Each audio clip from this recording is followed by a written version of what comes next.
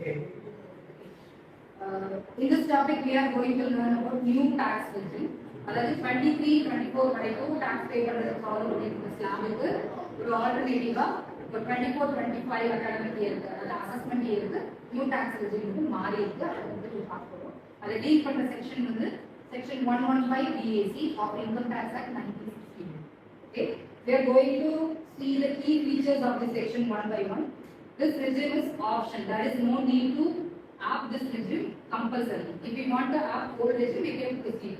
நமக்கு அது விருப்பம் இல்லை அப்படின்னா நம்ம நியூ ரெஜிம் வந்து ஃபாலோ பண்ணணும். சரியா? இதுல ஒரு தடவை இந்த ரெஜிம் நம்ம ஆப் பண்ணிட்டோம் அப்படின்னு சொல்றேன்னா ஒரு டைம் மட்டும்தான் மாற்றிக்க முடியும் ஒரு வருஷத்துக்கு.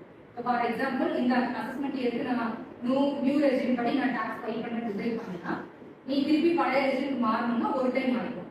ஸோ ஒரு வருஷம் ஓல்டு ரெஜிம், ஒரு வருஷம் நியூ ரெஜிம் சொல்லி சுவிட்ச் ஓவர் ஆகணும். இதுதான் அதுதான் ஃபர்ஸ்ட் திங். இந்த ரெஜிம் கீழே என்னென்ன ஸ்லாப்ஸ் இருக்குன்னு பாருங்க. ஃபர்ஸ்ட் வந்து 2,50,000 வரைக்கும் that is no need to pay tax. உங்களுக்கு தெரியும் நம்மளோட டோட்டல் இன்கம் 2,50,000 வரைக்கும் இருந்துச்சு அப்படின்னா டாக்ஸ் பே பண்ண தேவையில்லை. ஸோ இந்த ஸ்லாப் செகண்ட் ஸ்லாப் வந்து between 2,50,000 to 5 lakh. இதுக்கு 5%, 5 lakhs to 7,50,000 10%, 7,50,000 to 10 lakh 15%, then up to 12,50,000 20%, up to 15 lakhs 25%, more than 50 lakhs we need to pay 13%. இதுதான் வந்து நியூ ரெஜிம் படி டாக்ஸோட ரேட் வந்து. ஓகேவா? இப்போ ரிவிஷன்ல என்ன நடந்துருக்குன்னா up to 3 lakhs வரைக்குமே டாக்ஸ் ரேட் வந்து கம்மியாகும். புரியுதா? ஸோ இதுதான் அதில் ஏற்படுத்தியிருக்கிற சின்ன மாறுதல். இதுல ஒரு டிராபேக் என்ன அப்படின்னு பார்த்தீங்கன்னா இந்த நியூ ரெஜிம் நம்ம அடாப்ட் பண்ணும்போது நிறைய எக்ஸப்ஷன்ஸும் டிடக்ஷன்ஸ் வந்து கிளைம் பண்ண முடியும். ஓல்ட் ரெஜிம்ல பார்த்தீங்கன்னா ஏதாவது எக்ஸப்டட் இன்கம் நீங்க படிச்சிருப்பீங்க.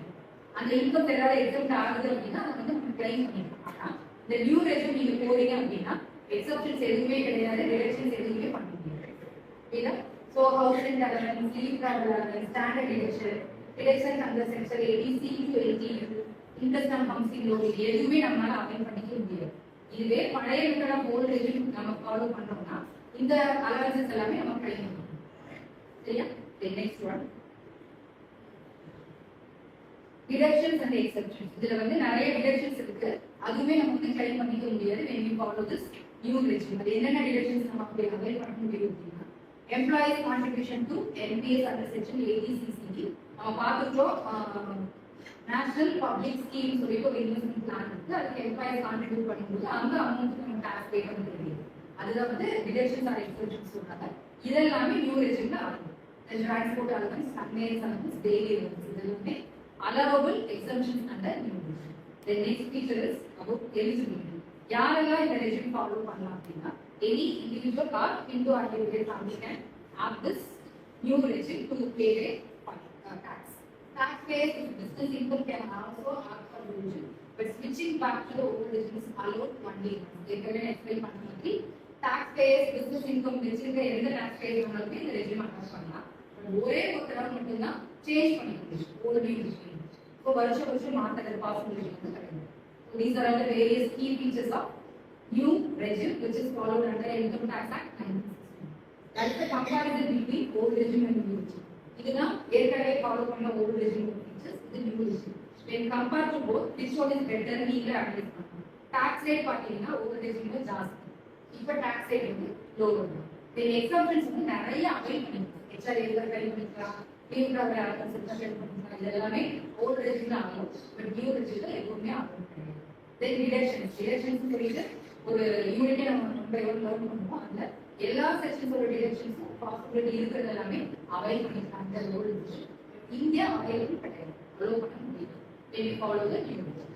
Then flexibility, standard tax rate. அதுல வந்து flexibility இருக்கா பாத்தீங்கன்னா flexibility கிடையாது. ஏன்னா இப்போ 10, 15, 20, 25 அப்படின்னா அது ஃபிக்ஸ்ட் ஸ்டாண்டர்ட் ரேட் தானே, அந்த ஸ்லாப் நம்மளால மாற்ற முடியும்.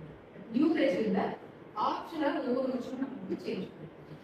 So these are the various comparisons between the new regime and the old regime.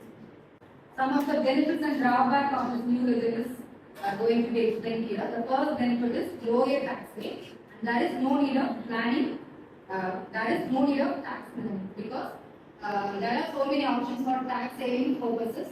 So the first thing is lower tax rate, simplifies the tax calculation with lower rate. The rate நம்ம ஸ்லாபுக்கு இந்த rates எல்லாம் வந்து ரொம்ப low தான், அதனால அது ஒரு பெனிஃபிட்டா பண்ணிக்கலாம். ஓகேவா? தென் டிராபேக்ஸ், ரெண்டு டிராபேக் மெயினா இருக்கு. நம்ம பார்க்கும்போதே டீச்சர்ஸ் பார்க்கும்போதே பார்த்தோம், நான் என்ன சொன்னேன், நிறைய டிடக்ஷன்ஸ் வந்து அவைல் பண்ண முடியும். So loss of deduction is one of the drawback.